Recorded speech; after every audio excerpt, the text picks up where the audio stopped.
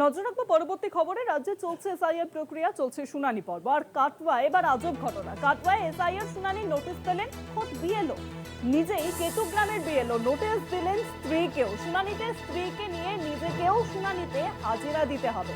পদবিতে বানান ভুলের জন্যই শুনানির নোটিশ পেয়েছেন তিনি। কেতুগ্রামে বিএলও নোটিশ দিলেন তার নিজের স্ত্রীকেও। কাটওয়ার ঘটনা, কাটওয়ায় এসআইআর শুনানির নোটিশ এবার নিজেই পেলেন বিএলও। শুনানিতে স্ত্রীকে নিয়ে নিজেকেও যেতে হবে। পদবিতে বানান ভুল এবং যার জেরেই কিন্তু শুনানির নোটিশ পেয়েছেন কাটওয়ার বিএলও। রাজ্যে চলছে এসআইআর প্রক্রিয়া, ভোটার তালিকা নিবেশ সংশোধনী প্রক্রিয়া। ইতিমধ্যেই খসড়া ভোটার তালিকা প্রকাশ হয়েছে, চলছে শুনানি পর্ব। আর কাটওয়ার ঘটনা আপনাদের জানাচ্ছি, সেখানে শুনানির নোটিশ পেলেন খোদ বিএলও। আরো জানবো এই বিষয়ে ফোন লাইনের সঙ্গে রয়েছেন প্রতিনিধি চন্দন সেনগুপ্ত। চন্দন, কাটওয়ার এসআইআর শুনানির নোটিশ নিজেই পেলেন বিএলও। একদমই, দেখো, কেতুগ্রাম বিধানসভার ভ্রমরকোল যে অবৈতনিক প্রাথমিক বিদ্যালয় আছে, সেই বিদ্যালয়ের শিক্ষক হচ্ছে দেব শঙ্কর চট্টোপাধ্যায়। তিনি 165 নম্বরের বুথের বিএলও। দেখা যাচ্ছে যে তিনি বিএলওর নোটিশ নিজে নিচ্ছেন এবং তার স্ত্রীকে দিচ্ছেন। কারণ কি, তার নোটিশে, যে শুনানি নোটিশে লেখা হয়েছে, তার নামের বানান ভুল আছে।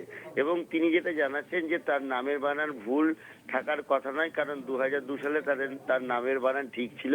এবং যেটা জানা যাচ্ছে 2002 সালে নামের বানান ঠিক সত্ত্বেও যাতে শুনানির নোটিশ হচ্ছে, তাতে তিনি যা যা ডকুমেন্ট ছিল সেই ডকুমেন্ট তিনি দাখিল করেছে, তা সত্ত্বেও কিন্তু শুনানিতে ডাক।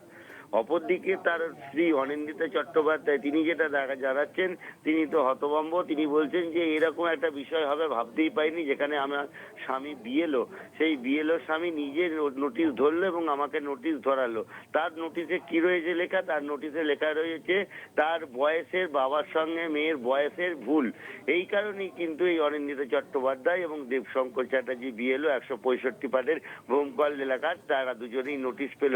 সেটাই অবাক করার বিষয়। এবং কাটোয়া মহকুমা শাসক যেটা টেলিফোনে জানালেন যে তারা সেই দেবশঙ্কর চট্টোপাধ্যায়, তিনি কিন্তু তার কর্মের দিক থেকে অবিচল এবং তিনি যে কাজটা করেছেন এটা কিন্তু দেখা উচিত নির্বাচন কমিশনের এবং সাধারণ লোকের। তিনি যে নিজের নোটিশ নিজেই ধরাচ্ছেন, তিনি এমনটা নাও করতে পারতেন, কিন্তু কাজের প্রমাণ দিয়ে তিনি দেখিয়ে দিলেন যে বাঙালিরা পারেন সত্যি এরকম কাজ করতে। সত্যি ঘটনাই তো, যে একজন বিএলও, যেখানে এসআইআর এই প্রক্রিয়া চলাকালীন সাধারণ মানুষ বিভ্রান্তিতে পড়ছে এই নোটিশ নিয়ে, সেইখানে নিজের নোটিশ নিজে নিয়ে তার স্ত্রীকে দিয়ে এক দৃষ্টি গোচর করলেন এই দেবশঙ্কর চ্যাটার্জি।